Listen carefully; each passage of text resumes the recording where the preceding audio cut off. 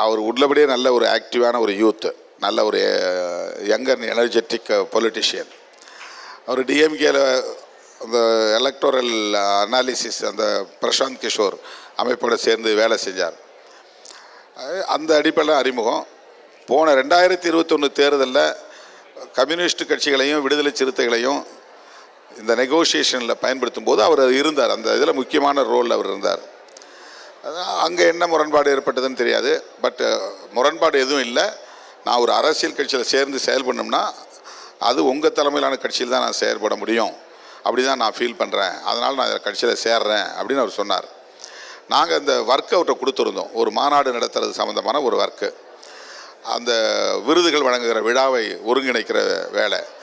அப்போது அந்த மாநாட்டில் அவர் நான் உறுப்பினர் சேர்க்கைக்கான ஒரு ஆப்பை இன்ட்ரடியூஸ் பண்ணுறேன் அப்படின்னு அவர் இன்ட்ரடியூஸ் பண்ணார்.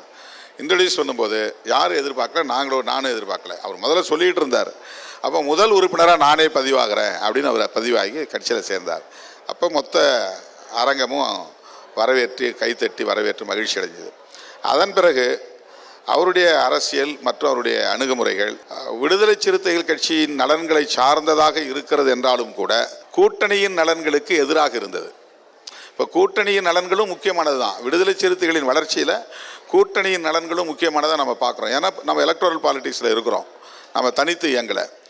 அப்போது அவருடைய பேச்சு, அவருடைய சில ஸ்டேட்மெண்ட்ஸ் இதெல்லாம் கூட்டணிக்கு உரசலை ஏற்படுத்துகிற மாதிரி இருந்ததுனால நாம் அவரை வான் பண்ணோம்.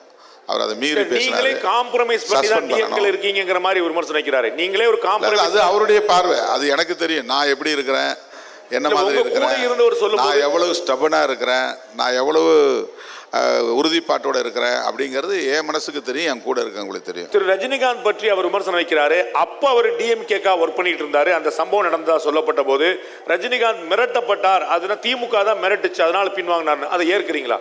நான் உடனே மறுத்தேன். முதல்ல அதை எதிர்த்து மறுத்து கருத்து சொன்னது நான் தான். ரஜினிகாந்த் அவர்கள் நம்மளை மாதிரி சராசரியான ஒரு மனிதராக நான் பார்க்கல. ஏன் அப்படின்னு சொன்னால் ஒரு நடிகர் அப்படின்னு மட்டும் அவரை பார்த்துட்டு போக முடியாது. அவரோட நான் இன்ட்ராக்ஷன்லாம் பண்ணியிருக்கிறேன். அவர் கட்சி தொடங்கினப்போ நாங்கள் போய் நானும் ரவிக்குமாரும் அவரை சந்தித்து வாழ்த்து சொன்னோம். இப்போ 1 மணி நேரம் கிட்டத்தட்ட அவரோட நாங்கள் பேசிகிட்டு இருந்தோம். அவருக்கு ஆன்மீகத்தில் அதீதமான நம்பிக்கை இருக்குது. சுவாமி ராமதாசர் பற்றி எனக்கு ஒரு புத்தகம் கொடுத்தாரு, இது அவசியம் நீங்கள் படிக்கணும்னு சொல்லி என்கிட்ட கொடுத்தாரு.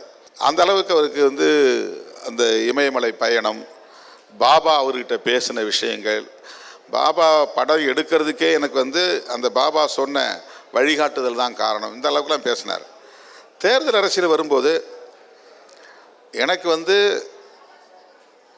எங்களுடைய தொண்டர்கள் ரசிகர்களுடைய விருப்பத்தை நிறைவேற்றணுங்கிற அடிப்படையில் மட்டும்தான் நான் அரசியல் கட்சி தொடங்கணும்னு நான் விரும்புகிறேன்.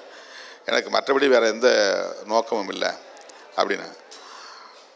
அதுக்கு பிறகு அவரை சுற்றி வந்த சில அரசியல் சூழல், அதாவது அவருக்கு ஒருத்தர் அர்ஜுனமூர்த்தின்னு ஒருத்தரை போட்டாங்க. அப்புறம் அவரை சுற்றி நிறைய அவருக்கு விருப்பமில்லாத சில தொடர்புகள் உருவாச்சு. இதை எங்கள்கிட்ட அவர் மனம் திறந்து பேசினார்.